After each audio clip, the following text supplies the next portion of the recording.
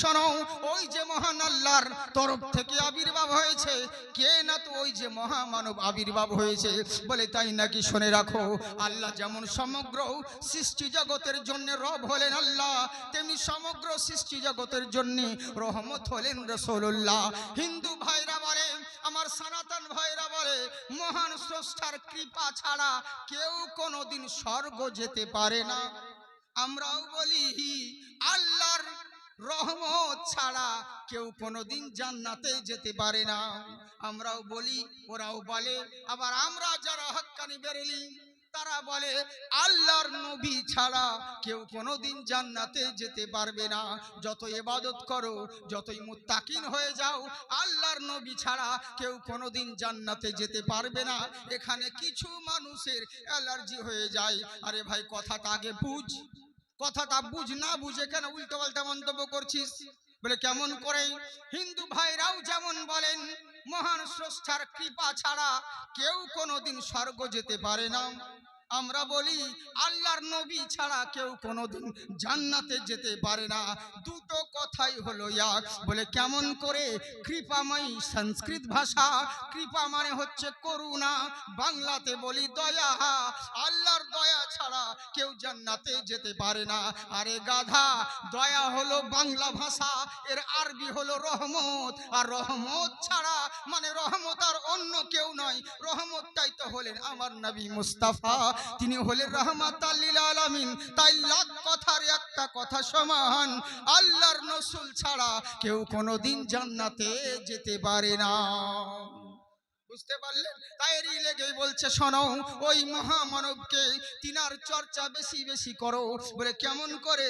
তখন অনেক ভাইরা বলে, জাকির ভাই তুমি যেই মহামানবের কথা বলছো ওটা তো আমাদের কথা বলা হয়েছে, তোমার নবীর কথা বলা হয়নি।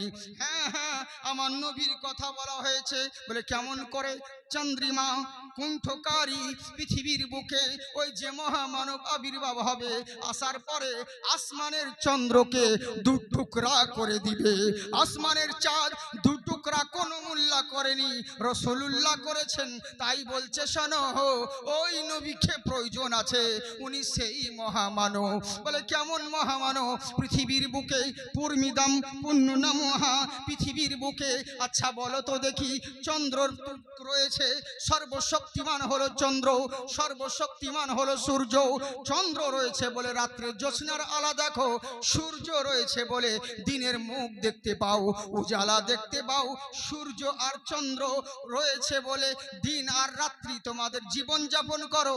একবার যদি সূর্য আর চন্দ্র স্ট্রাইক হয়ে যায়, ধর্মঘট করে যায়, পুরো পৃথিবী ধূলিসাৎ হয়ে যাবে, কিসসা খতম হয়ে যাবে। তাই গুরু নানক বলে শোনো, পৃথিবীর বুকে ওই আসমানের চন্দ্র আর আসমানের সূর্য যদি না উদয় হয়, পৃথিবী তো অন্ধকার হয়ে যাবে, পৃথিবী ক্লোজ হয়ে যাবে, সব শেষ হয়ে যাবে। কিন্তু টেনশন করবে না। বলে কেমন করে? মহানবম পধারিত ভূমণ্ডলী, পৃথিবীর বুকে ওই মহান নবীকে এক জায়গায় দাঁড় করিয়ে দাও, সূর্যের দরকার হবে না, চন্দ্রের দরকার হবে না, বিশ্ব নবীর বডির আলোতে সারা পৃথিবী আলোকিত হবে। বুঝলেন? আল্লাহু আকবার বলেন।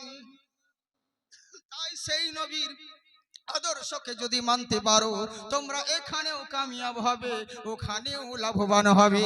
তাই জেনে রাখো, সেই নবী মুস্তাফার আদর্শ কত সুন্দর। দেখুন, নবী আমার বললেন, আজকে তুমি ঘুমাও, তোমার যাও আমি পেশাই করে দিচ্ছি।